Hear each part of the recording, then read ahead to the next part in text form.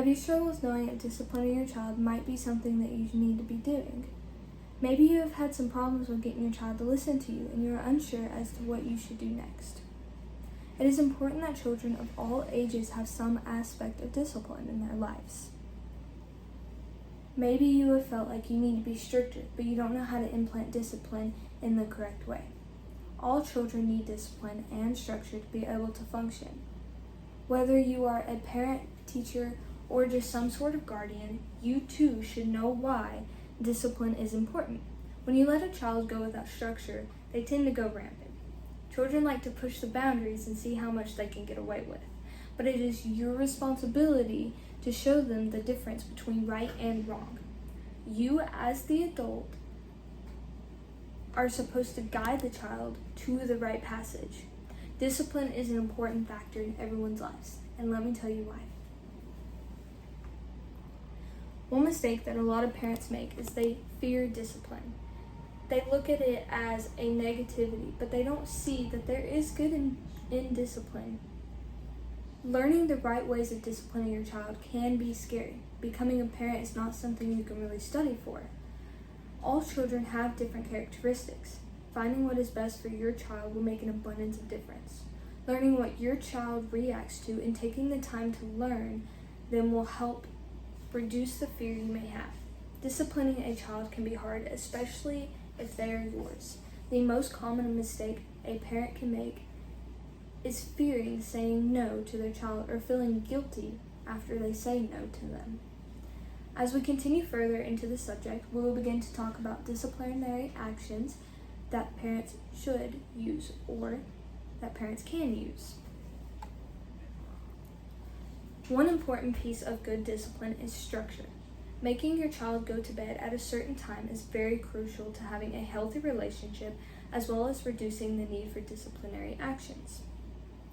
When children get on a routine, they are less likely to disobey and push the boundaries.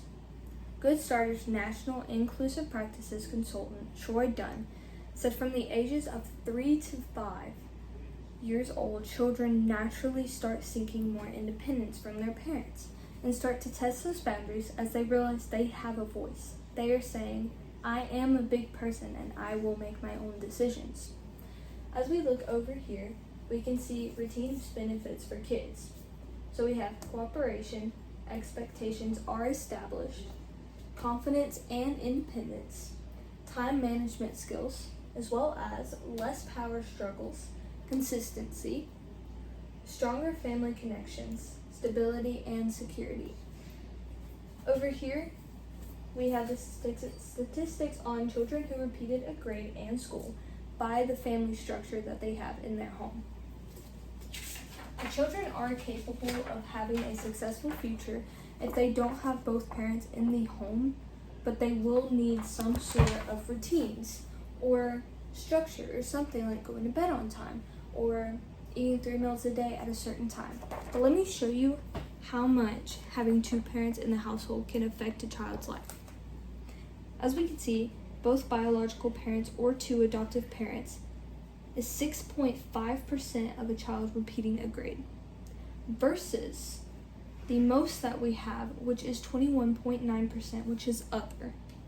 Then we have step parents, 21.8%. Then we go on to a single mother, which is 19.9%. Children are less likely to be repeating a grade if they have both biological parents or 2 adoptive parents. Versus when they have one mother, they are 19.9% chance of repeating a grade.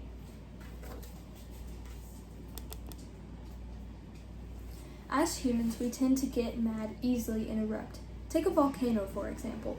A volcano can be good for several years, but eventually that volcano will burst and cause destruction to everything around it. If a child is continuously doing bad actions, eventually you are going to get angry. It is a human nature to feel these emotions, but how you choose to act on them can make all the difference. Sometimes you might have to take a deep breath and walk away from the situation. Your child is learning the way of life just as much as you are. Yelling at your child can hurt them and can cause mental illnesses and regret for the rest of their lifetime and for the rest of yours. It is important that you always try to take a deep breath before deciding on something that will possibly lead to you feeling guilty later on. The timeout procedure is a good way to discipline your child without causing harm. So, as we have talked about, it is important to be able to discipline your child and give them the structure that they need. Many people hear discipline and automatically assume that it is not okay to do. They might also think that it leads straight to spanking. One main point of disciplining is figuring out what works best for your child. All children function in different ways, just as adults. Putting fear into a child is not discipline. There is a fine line that you can cross when you begin yelling and showing an abundance of anger. You should always act calmly and rationally when performing a discipline.